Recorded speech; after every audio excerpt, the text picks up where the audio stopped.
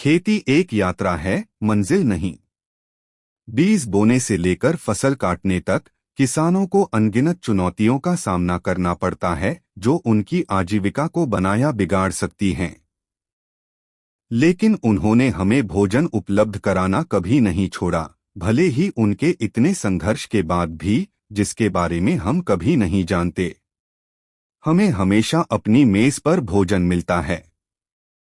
इसकी शुरुआत बीज बोने से होती है, लेकिन अप्रत्याशित मौसम और मिट्टी की खराब स्थिति पहले से ही फसल के अस्तित्व को खतरे में डाल सकती है। जैसे जैसे पौधे उगते हैं, वे कीटों, बीमारियों और संसाधनों के लिए प्रतिस्पर्धा के प्रति संवेदनशील होते हैं, और यह मिट्टी और मौसम की स्थिति पर भी निर्भर करता है। बढ़ते समय फसलों को पानी और पोषक तत्वों की सटीक मात्रा की आवश्यकता होती है। बहुत कम या बहुत अधिक मात्रा पौधे के विकास में बड़ा अंतर ला सकती है। जैसे जैसे फसलें पकती हैं, किसानों को अप्रत्याशित मौसम और बाजार में उतार चढ़ाव का सामना करना पड़ता है, जो उनकी आय को प्रभावित कर सकते हैं। चुनौतियों के बावजूद किसान दृढ़ संकल्पित हैं।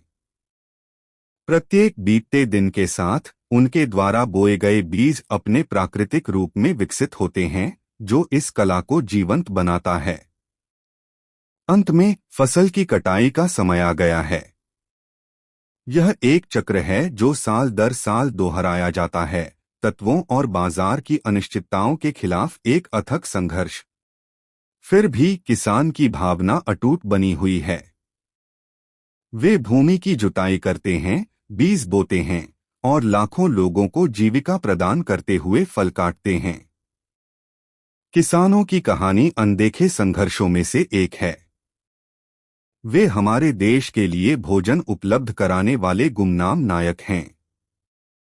आइए हम उनके अथक प्रयासों को याद करें और उनके द्वारा हमारे लिए लाए गए उपहारों की सराहना करें।